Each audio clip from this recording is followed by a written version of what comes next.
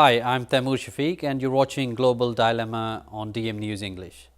Tonight we're talking politics, immigration, culture and China spy, China spy case which is taking the headlines nowadays.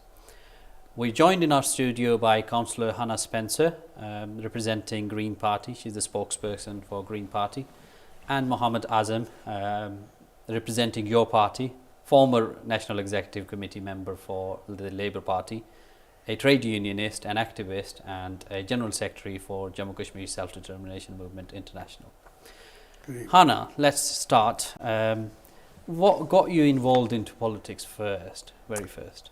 So there was a few different things really. I think a lot of things came together that made me realise actually everything is political and I could no longer sort of keep quiet about the things that were really important. It was COVID really, was one of the biggest times where I just saw the vast majority of us really mucked in and stuck together and tried to look after each other, and the people who were making the rules were also breaking the rules, whilst the rest of us just tried to get by. And I also saw that wealth inequality grow even more, so the gap between the super rich and the rest of us get even bigger. And again, while a lot of people were really struggling to make ends meet, there was a small number of people in the country who seemed to do very, very well out of the pandemic. So at that point I thought, I can't see this happen again. I knew that if it was not the COVID, another pandemic, it would be the climate emergency. Whatever crisis we were faced with was going to see the same pattern of the same types of people who don't represent the majority of us making decisions for themselves rather than acting in the best interest of all of us.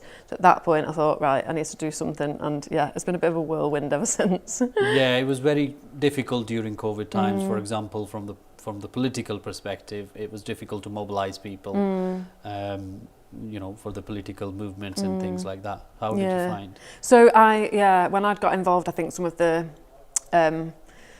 social distancing was sort of coming to an end, even though the pandemic was still kind of really happening. A lot of vulnerable people that are still really facing a lot of risk from infections like COVID now. But yeah, I simply just got involved by contacting my local Green Party. Took a stack of leaflets, went out delivering. A few weeks later, we did get someone elected in the local election, so it felt like what we'd done had contributed. And then 6 months after that, I was asked to stand as a councillor. 6 months after that, I was elected onto Trafford Council. The following year, I stood as the Greater Manchester candidate for mayor for the Green Party. The following year I was the leader of Trafford Council of the Greens, which is a big sort of step up for me, and then most recently I've been appointed as the spokesperson for migration and refugee support. So it's all stuff that I haven't ever done before, but that's really important to me, that people from all backgrounds and all areas of life come and do something, because we've all got experience and we've all got stories to bring to the table. So everything I've done I've thoroughly enjoyed, even if it's been really new to me. Azam, if I ask you the same question, what's your story? I mean, coming from a large family, I was always involved in organising, doing my bit, trying to help others. So that naturally, is part of what you do in politics. But the real issues were when my father was stopped coming back into UK. He'd served in the British Army, he'd worked here, but because of his illness, he spent a lot of time out of the country, coming and going, because the warm weather always helped him. And on his last journey back into UK, he was stopped by the immigration and was told that the immigration status had changed, and because he was making too many trips abroad, he wasn't going to be allowed back in. So that was the sort of start of getting really involved. From there I got involved in trying to build that campaign up to try to keep him in this country. So that got me involved with residents associations, voluntary organisations, trade unions, the Labour Party and all other organisations that could help me. So that was one of the triggers for me to get involved in politics.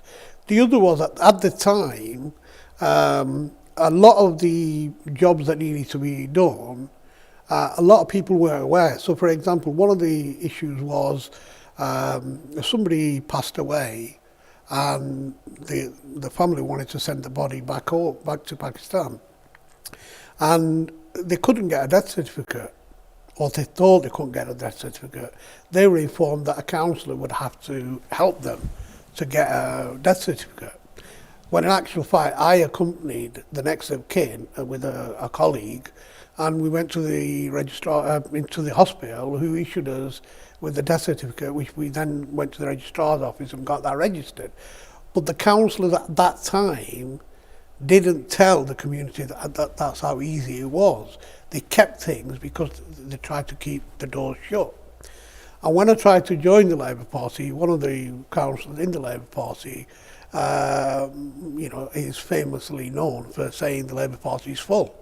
So these were the kind of obstacles that I faced, and that sort of got me into politics. Yeah, that's your story, like, Azam. If I come back to you, Hannah, why the Green Party?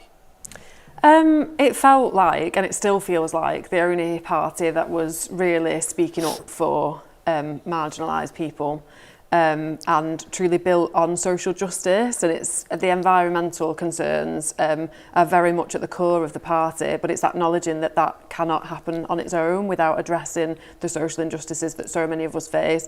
Another really big thing for me was that I don't think any of us would find a party that we agree entirely with everything with. And I think we just have to accept that that shouldn't be a barrier to joining or supporting a party. You just kind of have to pick the bus that's going to take you closest to where you're going. And so I was very much of that mindset. But the interesting thing to me with the Green Party is that members all decide policy. So in fact, there was one little bit of policy that I didn't support, which is about greyhound racing. I've got 4 rescue greyhounds. So it's a thing that's really important to me, and it links into the problems that we face in society with gambling. We weren't strong enough on that, and actually I realised it was Zach Polanski, actually, when I met him not long after I joined the party. He really encouraged me to go through the process of changing our policy, and last year, it takes work. You can't just do it overnight. These things it's a very thorough process, but last year we voted to change our policy to call for a ban on greyhound racing. So it was a party that I realised that if there's things that aren't quite perfect to me, I can actually look at what would I prefer it to be and go through that process of trying to change it, which I couldn't see in other parties. So yeah. So I mean, parties are. It seems like parties are having strong whip systems at the moment. And how did you feel voicing your opinion within the Green Party? So I've never really faced any sort of barrier with it, and it's on our group of 6 councillors in Trafford. We're broadly aligned with the same principles and the same, the moral things that build the foundation of what we want to achieve in politics. Like, we're all totally aligned there, but crucially, as you say, we're not whipped, so we can vote differently if we want to. If we think that there's something that we feel differently, we're allowed to do that. And it means that we see with our MPs in Parliament, it's the same system where people can vote for their views and their beliefs and their residents, as long as it's in line with party policy. But yeah, you do have that freedom, I think, there to sort of exercise a slightly different opinion, which is important because residents feed into me how they feel about things. And that's, as much as I'm wanting to be in line with the Green Party, which I always would be, I'm there to represent residents too, and it's good to have that flexibility, I think, to be able to vote in the way that I feel is important to me. Azam, coming back to you, what drew you to Your Party UK? Your Party is just setting off, so we're at the stage now where we are dictating, the members will dictate what the policy will be, how it will be run. It's going to be member-led, so it'll be one member, one vote. We're looking at the basics around equality, justice, fairness, redistribution of wealth, public ownership. So these are the kind of big things that we've already said, these are the things. But you do have a long journey, I mean, being part of the Labour Party for a while, during Tony Blair government time. Of were course, on NEC, and that was and you moved on. That was part of the things that the Labour Party used to represent. But now, Labour Party just serves the interests of big business and certain individuals. And that is not what I joined the Labour Party for. And at the moment, I'm now encouraging members to join Your Party, which will be based on fairness, equality, and internationalism, which will bring about peace and prosperity rather than war, which current Labour government is pushing for war. That's not something that we want. So I'm encouraging people to join Your Party, become involved, campaign for policies that they want, just like Hannah said. we have an opportunity. We can dictate what we want as a party, and members will decide. Members will decide who the leader is. Members will decide what the party is called. It will be up to the members to decide whether they want, the kind of structures they want, who will decide who the candidates are, and all that is up for grabs. And now, currently, your party is going through a process of consultation, and we will come out stronger from it because it will be member-led. Anything that's member-led has to be good for democracy, has to be good for the people. And that is what I'm encouraging people to get involved. Okay, let's move on. As you've mentioned about your personal issues and what you suffered in immigration because of your father. Immigration has been the centre of the national debate, and I'll bring you both in this. What's your take on government's handling of small boats issues? Hannah, do you want to go first? Yes. An utter shambles. I can't describe it in any other way. A system, I don't know how anybody with any ounce of common sense would think that the system that we have now is workable or fair. It's not fair to anybody involved. We spend, I think it's £5.5 million a day on hotels, housing people who are seeking asylum, very vulnerable people who've come here fleeing war, persecution, all sorts of situations that a lot of us couldn't ever imagine that have come here. They're housed in inappropriate buildings that aren't built for long-term use. They're unable to work when they're here. A lot of these people are desperate to get out and contribute and be part of our communities. For the first 12 months at least that they're here, they're not able to do that. And I think, the anger that people are feeling is very justified because the system feels really unfair. Because if you're somebody who's, kids can't get on the housing ladder, or you're seeing your bills go up, it's that contrast, isn't it, of seeing, well, actually, like with this system, the only people that it's seeming to serve at the moment is the billionaires and the super rich who've got the contracts for these things. So that's Serco, Britannia, the hotel owners. They're all doing incredibly well from this, whilst the rest of us and the people who are having to live in these hotels are all suffering. We've seen yesterday, somebody who's committed a very serious crime that led to a lot of protest over the summer has now just been let out by accident. Scandalous. So it's an absolute scandal. And these people in these institutions that are supposed to keep us safe, and we're just seeing failure after failure after failure. The whole system needs a complete overhaul so that it treats everybody in it fairly and humanely. And if I ask you the same question. Yeah, I agree with most of what Anna said, and I think I would take it back a little bit further. I think that most of our immigration problems stem from Brexit.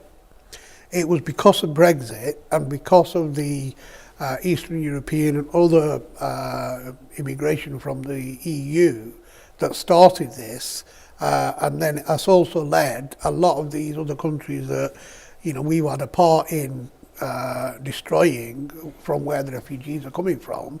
They're ending up on our borders now.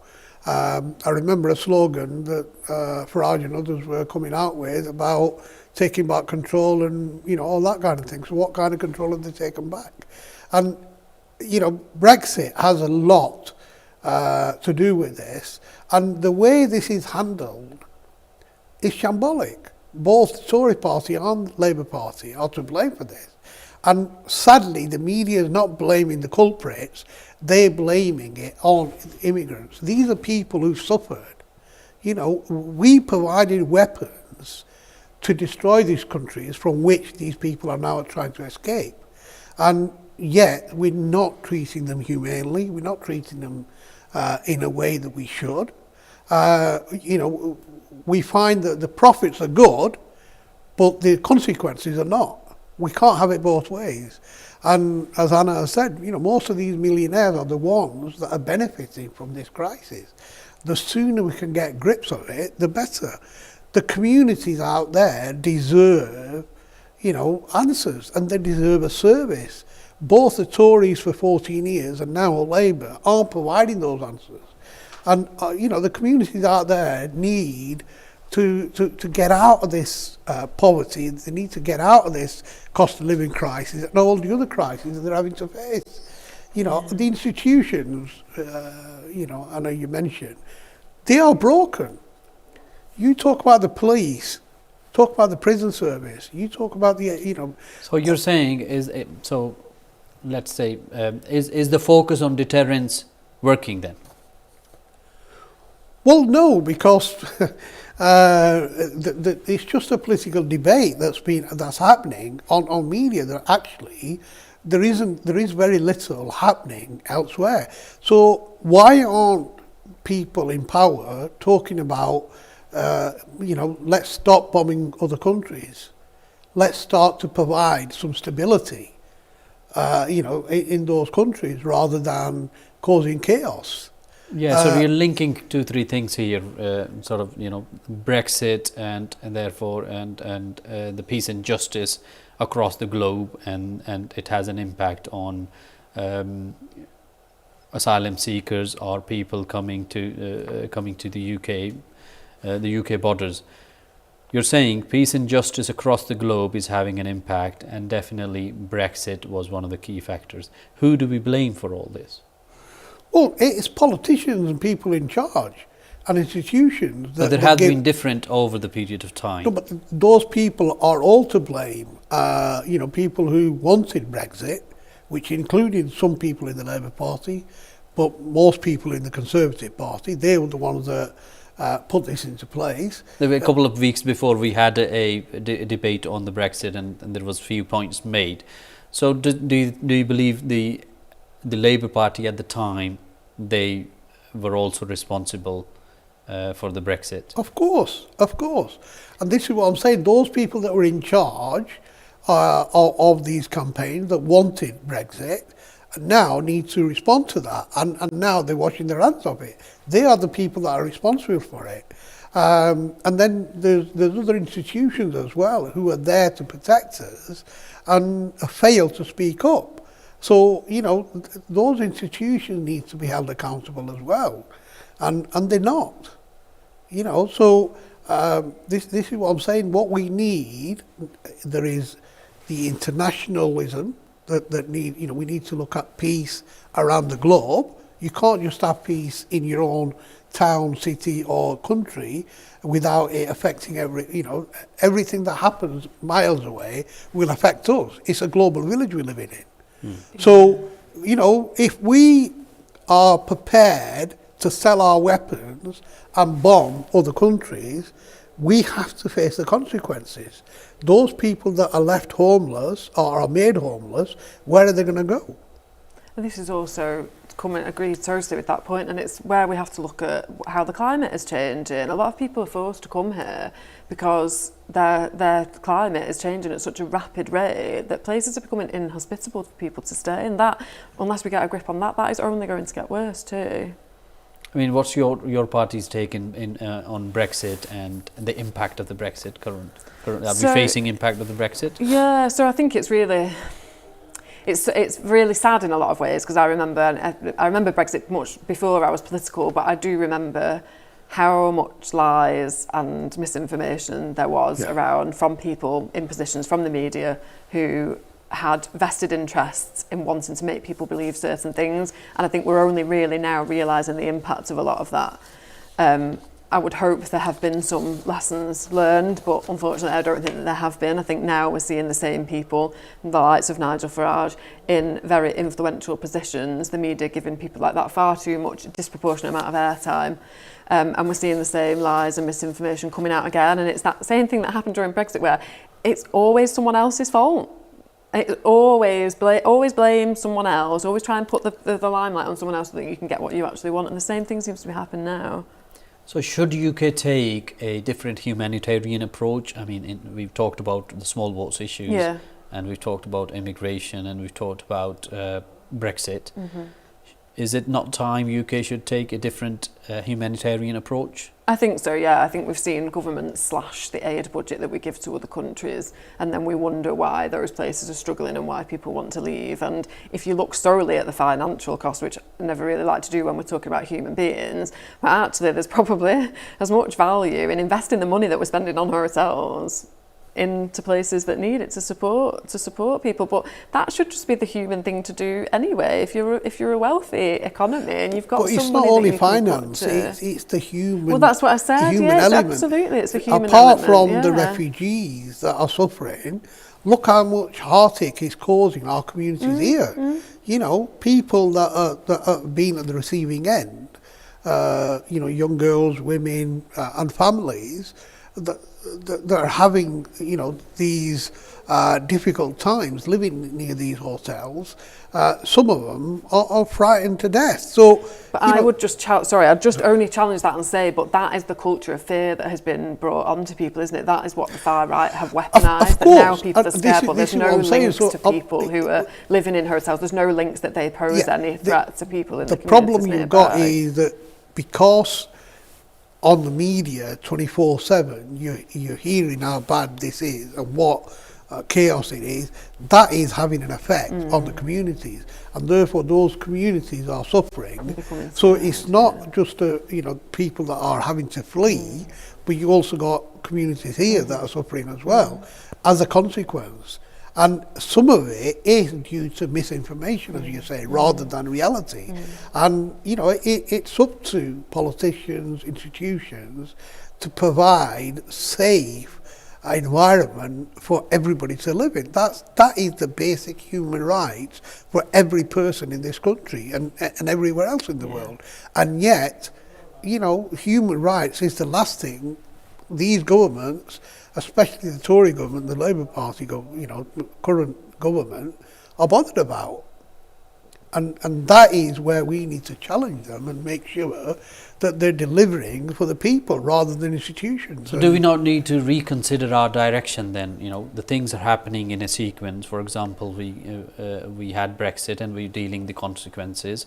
The war across the globe and peace and justice disturbance across the globe is having an impact.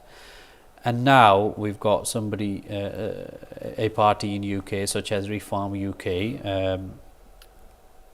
says it will abolish the ILR, the indefinite leave to remain.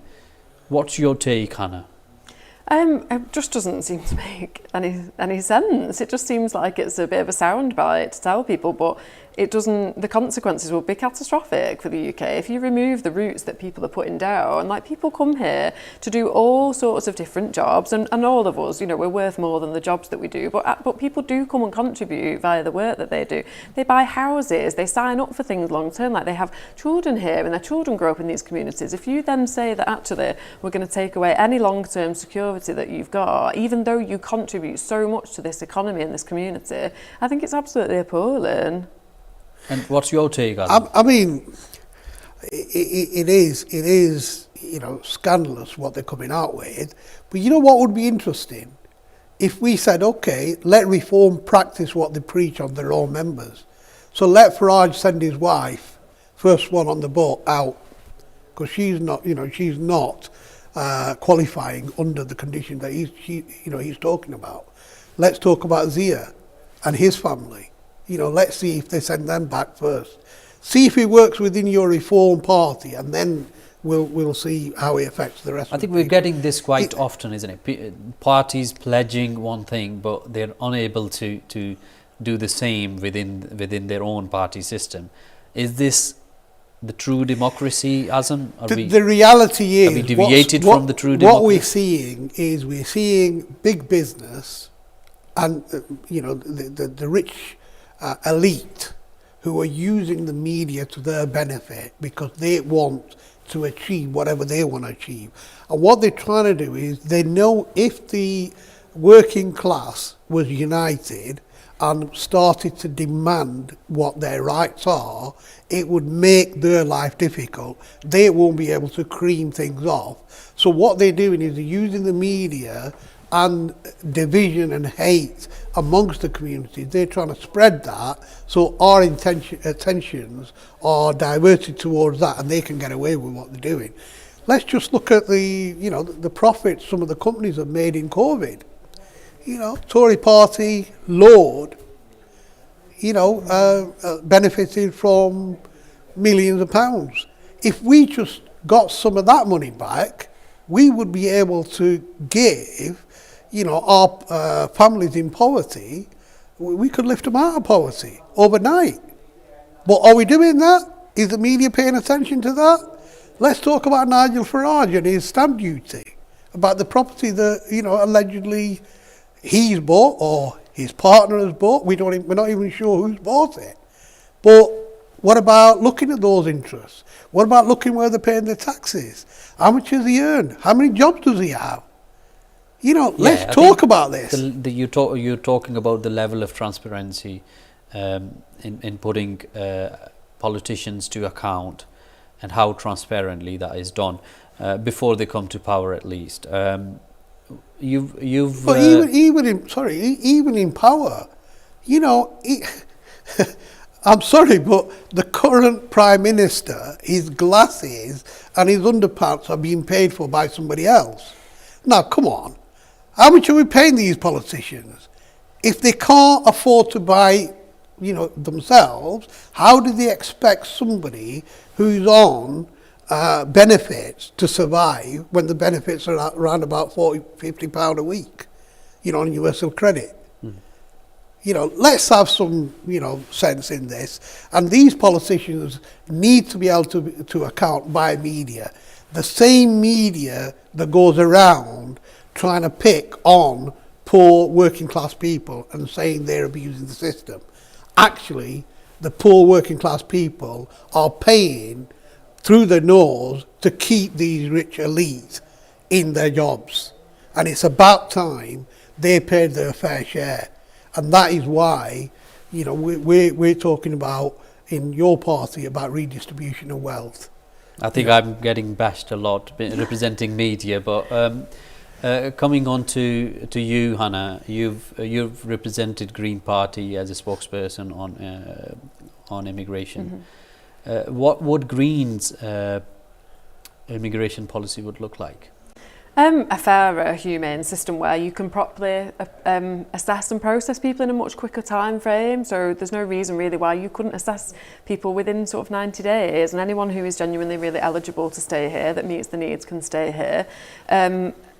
You can allow people to work in that time, but also we need safe and legal routes for people to come here, which is what we've often had before, and we know that those systems work because we've seen it with Ukraine and Hong Kong. Like there are processes that can work that allow people who really genuinely need safety and sanctuary, who need to come here for us to provide that, and for them to contribute to our communities. Those routes work, but the boats is a clear example of what happens when you don't have a system that allows people to come here fairly. And again, we talk about it's always someone that benefits. It's the people smugglers that are earning tens of thousands of pounds from people at the most desperate point in their lives, who've got everything together, all their savings, they've got whatever they have, they come with the clothes on their back, and they're paying all this money to people smugglers.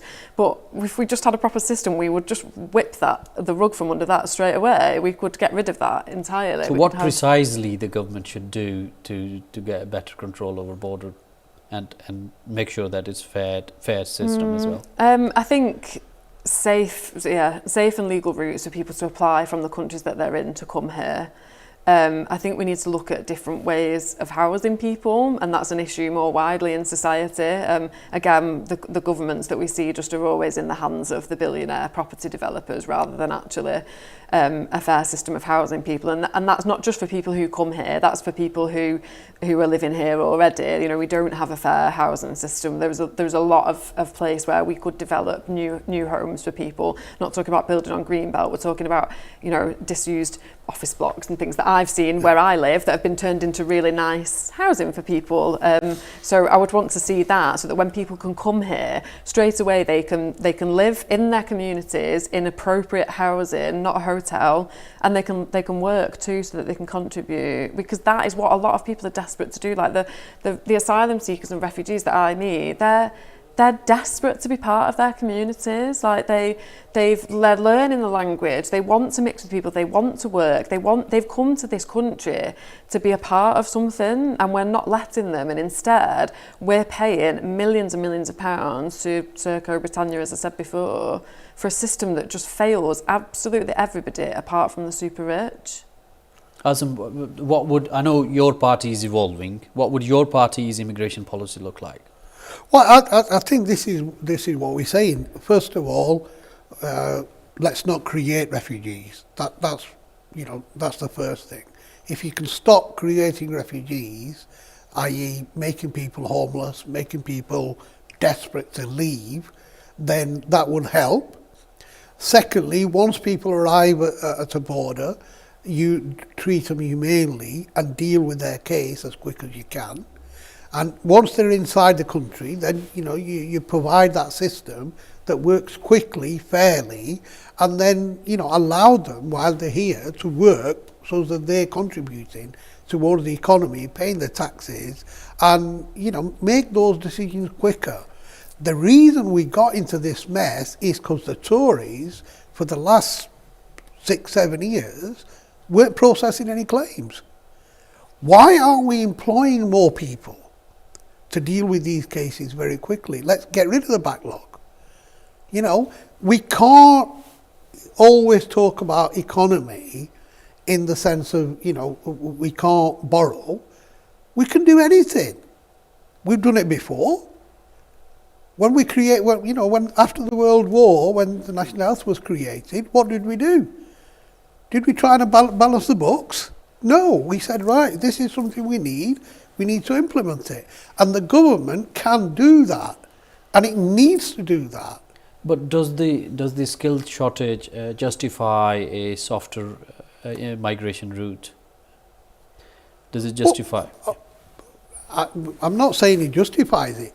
Why are we teaching our youngsters? Why are we charging tuition fees? A person coming out of university now, I'm talking about my own kids, they've got like £60,000, £70,000 debt while they're still living at home. That can't be right. What kind of signal are we sending? What's the future for our youngsters? We've got to provide a fair system, and we can. We're the 6th richest country, a nation, and we have the finances. It's just the finances are in the wrong place, in the wrong hands. We need to get that back. We need to put that into education. We need to put that into health service. We need to put that into creating jobs. And once we start creating that, the benefit that comes out of that and the taxes that are paid, we will be able to then grow on our economy. The problem at the moment is the money that's being thrown, and this stems back to the Tories and Margaret Thatcher and the privatisation. Has anybody done any research on which privatised industry has benefited this nation? What used to be state-owned, then went private, how that has benefited us. I've yet to see any industry that's benefited. Privatisation has failed. We need to renationalise, we need to get them back into state ownership, and let's start to work to getting people into work. Those that can't work, let's provide proper benefits, let's provide proper housing, let's provide services for our communities, and let the people who are able to pay for that. Hannah, do you agree that skill shortage is as a result of the current government's, not the current government's, but the current education policy? I think in part, this is what happens when you see wages stagnate across most industries in the UK. I work as a plumber. I'm not a full-time politician. I've done that since I was leaving school. I've often done other jobs as well whilst I was saving up. But I've seen my wages in my industry barely change in the last sort of 15 years. And a lot of people in a lot of jobs will say that. So it's really hard to encourage younger people or people of any age to switch into a career where the wages just aren't paying very well. And that again is because a lot of us will work for companies with shareholders. So the work that we're doing it really is just lying in the pockets of the people who are owning these companies in a way that didn't ever used to exist before. Like, this is a fairly recent problem in terms of our economy, because what happened in the past was you might work for a company, but that maybe was family run or it was a lot smaller. So that money that you were gaining through that employment, whether that was money that you were earning or the money that you were earning from someone else, was a much smaller scale, and that money was sort of staying within the economy. The economy has just changed totally now, and what we should have seen in our wages going up is instead often just going to the people, you know, the shareholders or the people that own these companies. So until we address that, the fact that a lot of jobs, it just doesn't really, it's not attractive to go into them anymore, then we're going to need people from other countries to come and do them. And we have got an ageing population with the problems that we see in society mean that a lot of people cannot and do not want to have children. So that's going to be a problem further down the line. So we're going to rely on people coming here to contribute in the jobs that they're doing. British culture and British values are the phrases that we hear a lot today. But what do they actually mean? Azam, what do you believe is the British culture in today's Britain? This is something I struggle with, and I've struggled for the last sort of 50, 60 years of my life. In my younger days, I thought British culture was going out on a Friday night, having a few drinks, spending time with your mates, whoever they may be. Saturdays, getting up late, going to the football match, being a bit of a hooligan, shouting whatever you wanted, watch the match, come home, do whatever you wanted to do, whether you were wrecking places up or whatever, and then, get back to work on a Monday morning, get paid on a Thursday, and be broke on Tuesday.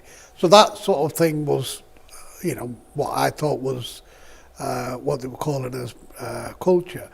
But seriously, I think it was about equality, fairness, justice, opportunity for all.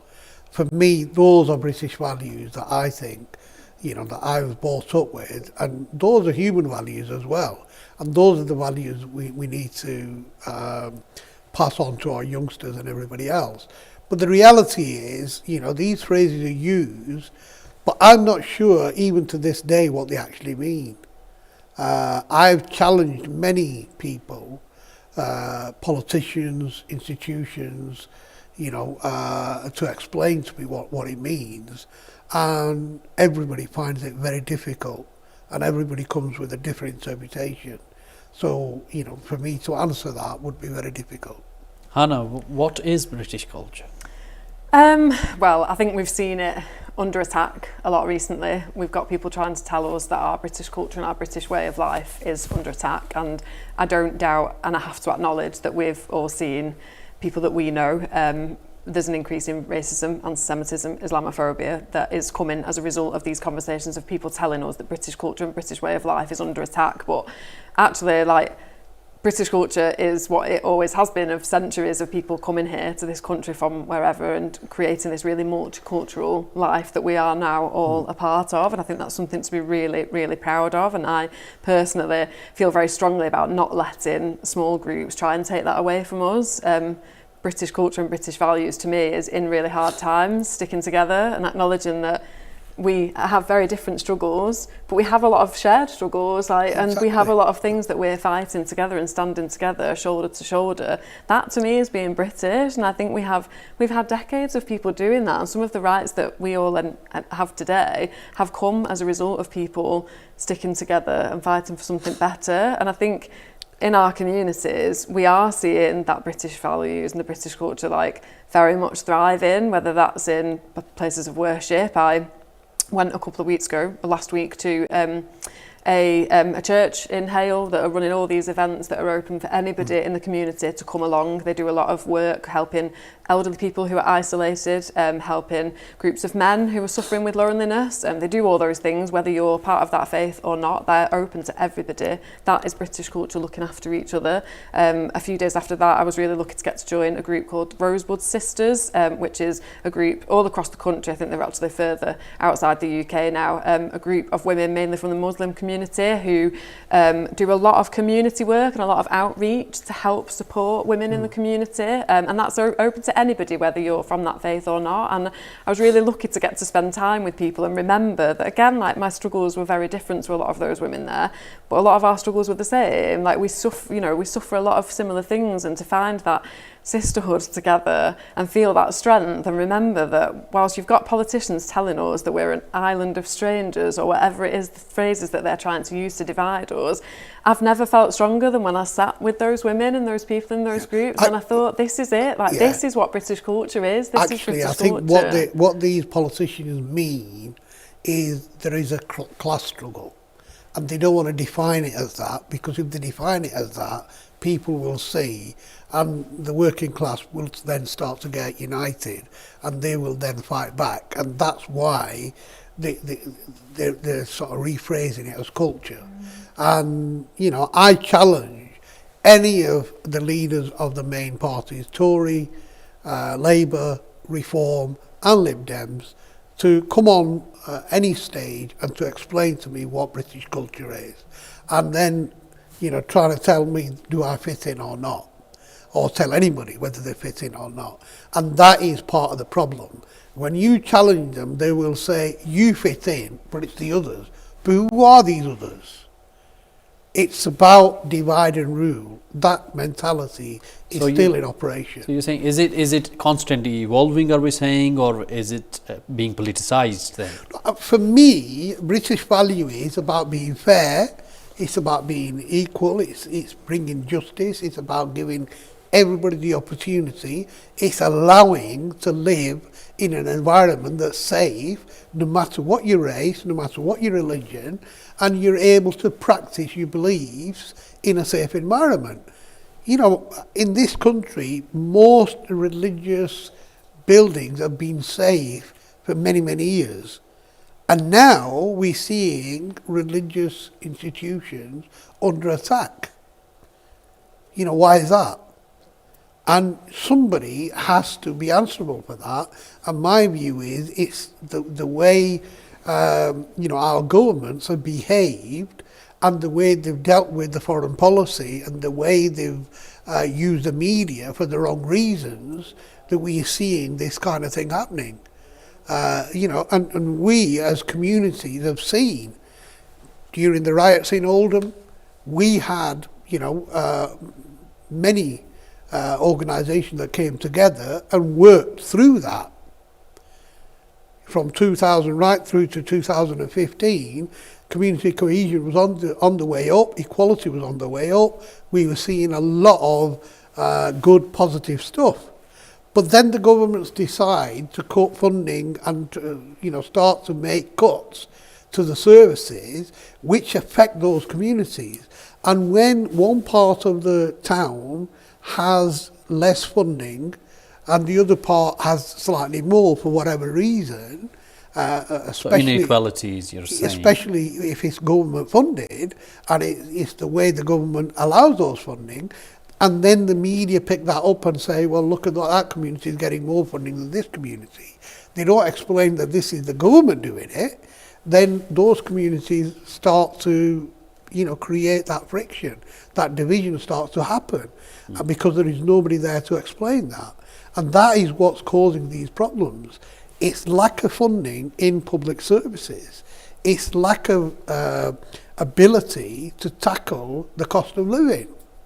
And if we were paying proper wages, providing proper services, you know, the communities wouldn't be looking at others and saying they're getting better than us, because we'd all be getting a good service. Hannah, does the multiculturalism strengthen or dilute the British identity? It strengthens it. It absolutely strengthens it. There's not a single person in the UK today that's not lived in a multicultural society. Like, we've had people immigrate to this country for centuries because, you know, it's somewhere that people want to come and live, and it absolutely strengthens it. Our culture, every bit of it, whether it's music, food, like whatever, the arts, like it's all built on this complete mishmash of all the different things, and I don't know what it would look like if it wasn't for people coming here and bringing elements of themselves with them. And I think that's something that we cannot let people attack, because that's something that we should be really proud of. That's right.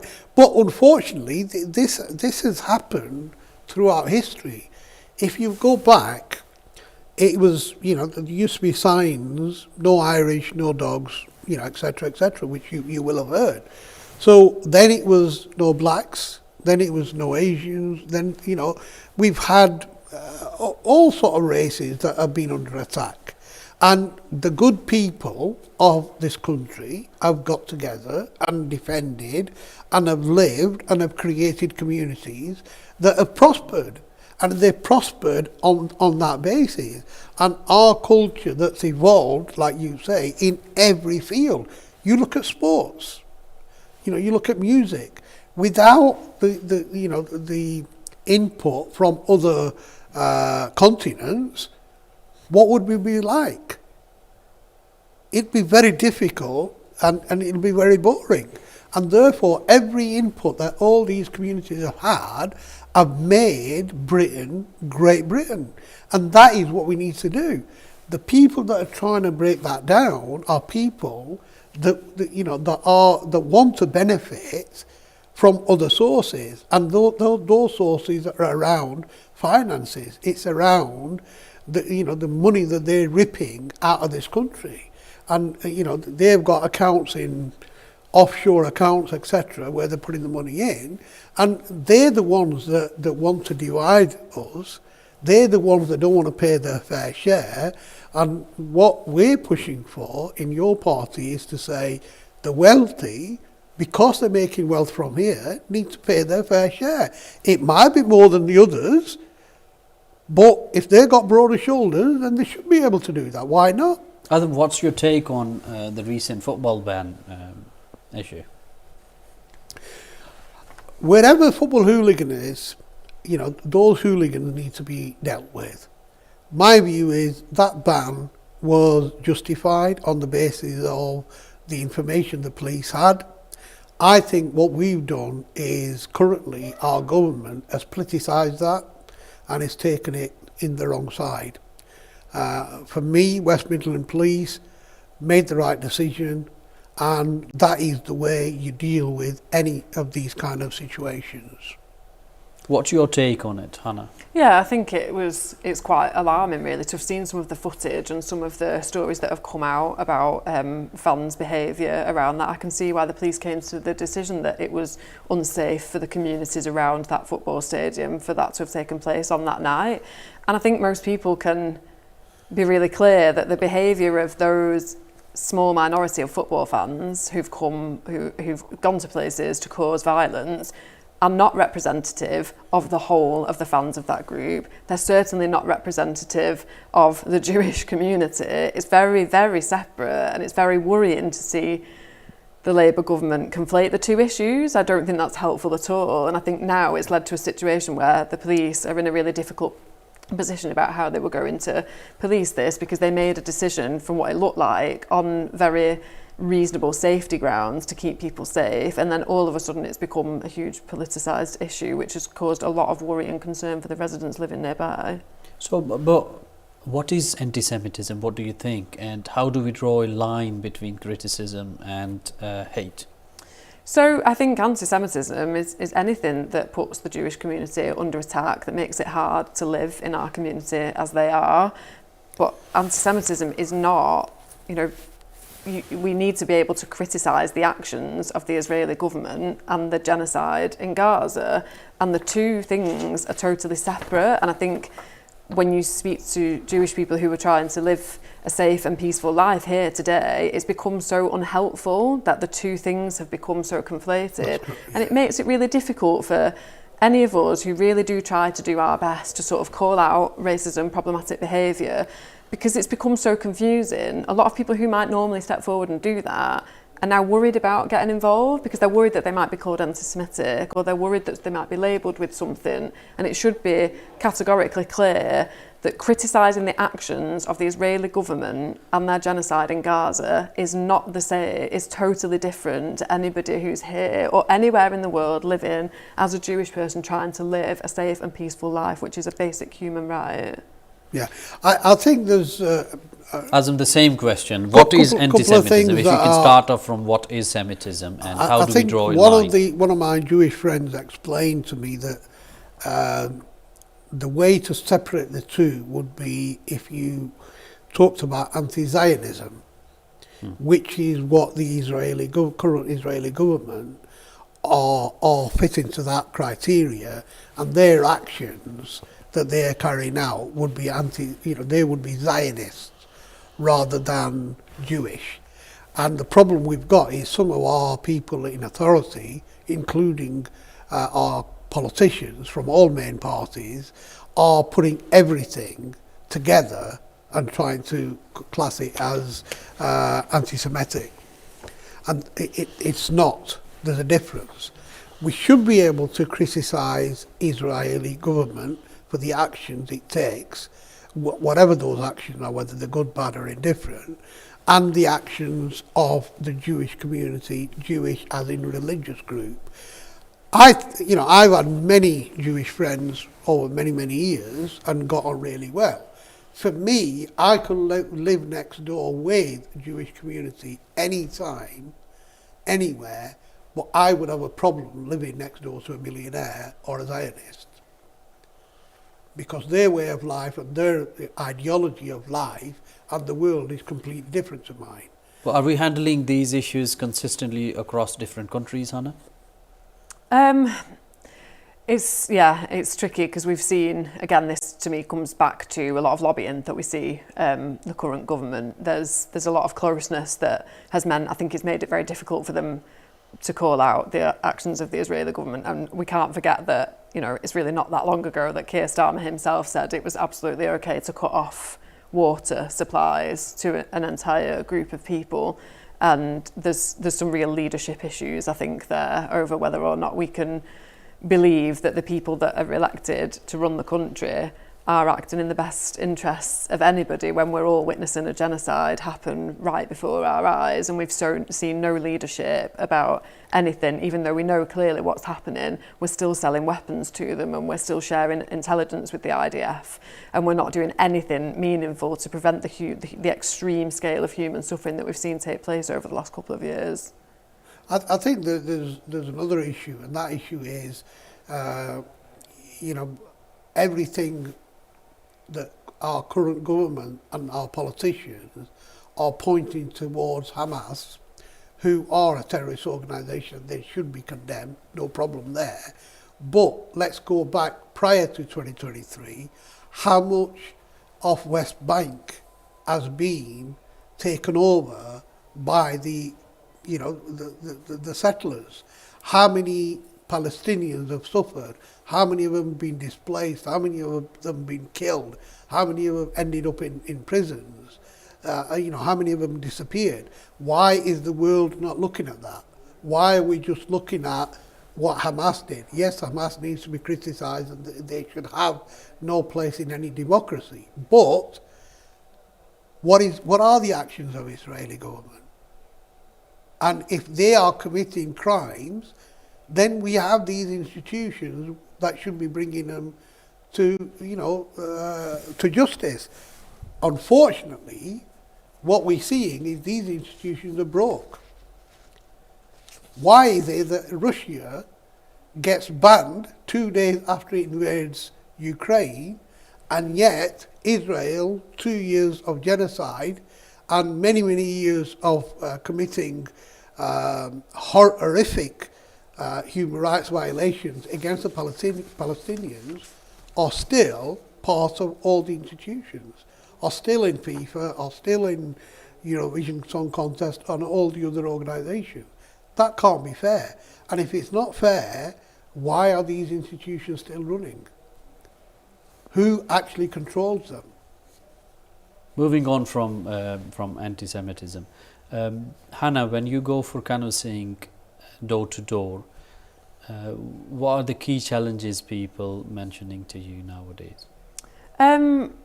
There's a whole host of issues that often come back to the same points, I think, which is the gap in, between the super rich and the rest of us, because so much is caused by a complete inequality, whether that's We're seeing our services stripped. So if you're trying to access a GP appointment or find an NHS dentist, like that is a real struggle now. People's energy bills that have gone up so much. United Utilities seem to have no problem in whacking the bills up each year, but they're not investing anything into the infrastructure that's needed for flood prevention or creating green jobs or dealing with the climate emergency. Instead, they're paying that money to shareholders. People are really angry about the inequality, and we see, you know, a lot of people that tell me if they've noticed their bills going up and they're earning a decent wage, like what's it like for people who are earning minimum wage or having to rely on benefits to top up their income? There's a lot of things that people are really, really angry about, but it all comes back to the same point that we're seeing the super rich in society not pay their fair way. And I think a lot of people are starting to really understand and become angry about the fact that we all seem to pay a lot more proportionally than people who make a lot of money off us. Are they linked with the national and international policies, which is what's being shown on the media every time? I think people are sort of starting to challenge a lot of the stuff that we're hearing. We know there's a lot of misinformation and lies that are out there, that, you know, media companies, the owners of social media sites, like don't seem to have much comeback if they're not removing stuff that is factually incorrect. And I think people are making decisions based on stuff that they're seeing and believing to be quite credible that's not actually true. But I think people are really sort of switching on to that now and knowing that it's important for us all to question the sources of where the information's coming from. Talking about national and international policies, Azam, a key witness of the China spy case has recently removed the term enemy from the evidence, saying that it didn't reflect the government policy, and since that the case has collapsed, do you think it has been dealt with appropriately? Well, I don't know the ins and outs, and I'm not qualified to comment on that, but I think generally what we're seeing is our British politicians are having outside influence, whether that's the Russians, whether that's the Americans, whether that's the Chinese, whether that's the Israelis, or whether it's somebody else. Our politicians have been bought. They have been, they are acting on interests of foreign governments, and that should not be allowed. We should be looking at making sure those interests or those politicians that are trying to infiltrate are caught and punished. I have yet to see any politician being punished for their wrongdoings. It's about time we brought politicians to task and brought them to justice. If they're committing crimes, Tony Blair, for example, he should be in The Hague. You were part of the Labour Party National Executive at the time. Of course, and I have long, campaigned for people like him to be, charged with war crimes and brought before the courts, and yet, it's not happening. Even now, our government, both, the previous government and the current government, are complicit in the genocide that's happened and is still happening in Gaza. These people should not be allowed to get away with this. The suffering they're causing, not just in those parts of the world, but throughout the world. They should be held accountable. But unfortunately, our institutions have broke down. These institutions are now run by the super rich, for the super rich, and not for equality, justice and peace. And we need to take control back of these institutions and, get these people who are making mockery of our democracy and our justice system, put them behind bars. Hannah, what's your reaction, how this was handled? Again, it seems like it is quite a complex case, and I think this is some of the problem, that if we elect people to into positions where they should be able to deal with things without us trying to all have to get our heads around whether or not we think something is right or wrong. And I think if you're an average person like me trying to read what's going on like this, you think this is why we elect people to make these decisions for us, so that we're not, for things that we're not entirely across, we can trust them to act in our best interests. It doesn't seem like that's happened at all here. And I think going back to what you were saying about the lack of accountability, like I doubt that this is ever going to go anywhere now, but I doubt that anybody's going to see the consequences of this. But that's not how life works for the vast majority of people in this country. I know the jobs I do, if I did something at work, if I had a gas leak and an explosion and somebody died, I would go to prison. There would be absolutely no doubt about that. And that is the same for a lot of professions in this country. And yet we see politicians over the last however many years that have been instrumental in things like austerity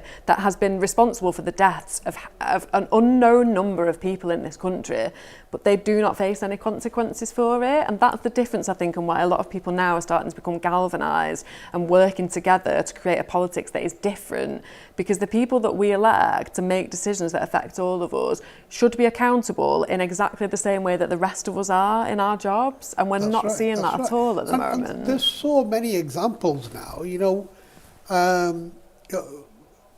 let's talk about Lord Mandelson. How many scandals has he been involved in? And yet he's still being paid from, the taxes that we pay. How can he keep that job? That wouldn't work for any of us, would it? If I was involved in scandal after scandal in my job, I would be unemployable. The post office scandal that's gone on. How many working class people have lost their livelihood and have, lost their life as a result of that? Who's been put behind bars for that? Nobody's been held responsible for that. Hillsborough, how many scandals do we need to name? The blood, in the health service, the blood scandal. Grenfell. Grenfell. The police. There's so much that our institution has gone wrong that we need to put that right. And that can only be put right if you have politicians who are not serving the interests of big businesses and they serve the purpose of people that elect them. Here we'll go on a short break and we'll continue the discussion about China spy case from this point. Is the only way we're going to get the concerns of the average person heard and the decisions made for their basis. Hannah, what's your take? Do the traditional parties still represent real people? No. If not, how would we make sure that in future the parties will represent real people and the voice of the people? I don't think they do at all, and I think that's become really clear over the last few years when we've seen austerity and the gap between the super rich and the rest of us get even bigger. The Green Party has seen a huge surge in members recently. It goes up by the thousands every day because people now are ready to join a movement that is already moving towards something that is acting in the interests of people. And we're from the very beginning, we've not accepted donations from anybody whose values don't align with our party. And it means we have to work harder to fundraise. We're having to fundraise in the ward where I got a by-election because we need that money. Of course we need that money, but we're raising that from within the community rather than being at the hands of big businesses who give you something and expect something in return. So I think it's definitely a shift now that we're seeing, and for us it's because we have the systems where everything is elected by the people in the party, whether that's policy that's decided on, whether that's how we elect our leaders. So the leadership that we saw this year, our leadership contest that Zach Polanski is now elected, he'll be up for re-election next year, and then he'll be up for re-election after that. It's decided entirely by members, and that is why people are now coming towards a movement that is going to keep representing the needs of working class people and all the people who make up the vast majority of people in this country, because you can participate in a system that if you don't like something, you can vote and it actually changes it. Whereas in the other political parties, that hasn't been the case. You go to a Labour conference and vote for a certain motion or a belief, and then the leader just decides to overrule it. And people don't want to participate in that anymore. They want to come somewhere where in the Greens you can decide policy, you can decide leaders, you can decide who's elected. I'm elected, by the members in my party to stand for my seat. I've had to go through that again recently. I'm accountable to everybody who's a member of the party, and I'm well aware of that, and that is how it should always be, and that appetite now is growing, and that's why in the Greens we've seen our membership go up. I actually cannot remember the figures because they change every single day. Like we saw, I think once after Zach went on Laura Koonsberg last Sunday, we got 6,000 new members, which is a huge number of people who are now saying, I'm ready to come and be part of something because I'm sick of being walked all over and I want change. Hannah, we've seen a good gain in the Green Party's votes. This may be a personal question. Should we see Hannah Spencer in the Parliament soon? I don't know. It depends if you can drag me away from a boiler or a bathroom suite. I'm not sure if I'm quite ready to make the step. But what I am a huge advocate for, in all seriousness, is encouraging people to become more involved in politics, particularly from underrepresented groups, because that again is how I'm going to keep saying that that's the only way that we'll see change. And I encourage everybody I come across, if you're interested in politics, great. If you're not interested and you don't know much about it, that is okay. Like, you can get involved whether you think you're qualified or not. These places, the decisions where the place where decisions are made in town halls or parliament should be filled with normal people. They shouldn't just remain places for the elite. So yeah, who knows what might happen in the future, but one thing I am absolutely sure of is I'm going to keep encouraging people from all backgrounds to find their feet and find their voice and try and make change. We wish you all the best with that. What single policy would rebuild trust in politics today, Azam, from your experience? Well, I think it's about service to the community, people who elect you. You know, you provide what they need, that's what you need to do. Not serve who's sponsoring you, not the big businesses, because they can buy it. But the person who's elected you, that's the only avenue they've got of getting their voices heard. So, we need to serve the people. A single policy, you're saying, is going back to the core values of democracy. And that's right. People getting heard. Yeah. Hannah, what do you think is what single policy would correct our direction? It may be all sorts of different policies at the moment, but what is the single policy that is of significant importance? I think a fairer distribution of how people are taxed in this country. That would be a starting point that I think a lot of people who fall into that category of the super wealthy actually support, because they want to pay to be part of this culture. They want services that work. I think a lot of people are broadly supportive of that, but I think that would increase the amount of money that is generated to pay for services that we all rely on. But I think it would send out a really strong signal that to be part of our communities, to be part of our culture, to be part of our country, you have to pay your way. And so that is the point where I'd probably start with. Probably say redistribution of wealth. That would probably cover it. Redistribution of the wealth. Yeah. I mean, we've managed to discuss quite a fair bit on immigration, but going back to the immigration, what should be government's final precise point on immigration? Fair system, and as I said before, either not get involved in international disputes where we're creating refugees. Let's try and bring about peace, not war. And people that are ending up on our shores, let's have a system that's humane, that's fair, that's quick. We make the decisions and deal with them. And while they're waiting, let's provide them an opportunity to earn and pay the taxes. But let's have a fair system that suits everybody, and we look at everybody's human rights and treat them humanely. Hannah, what's your... Yeah, a fair system with safe and legal routes for people to come here, acknowledging the reasons why people have to leave their homes to come here in the first place. A system that doesn't pay the likes of Circa and Britannia millions of pounds, but that allows that money to instead go into the communities that end up supporting a lot of people who come here needing support because they've fled all sorts. And I think just being really proud that immigration has been really good for our country. for as long as people have come here, it's formed a part of everything that we see our culture is today. And acknowledging, I would like to see more politicians be braver and admit that immigration is good for the UK. Yeah. Hannah Spencer and Mohammed Azam, thank you both for your insights. The questions of identity, immigration and integrity remain at the heart of Britain's future. I am Taimur Shafiq. You've been watching Global Dilemma at DM News English. See you next time.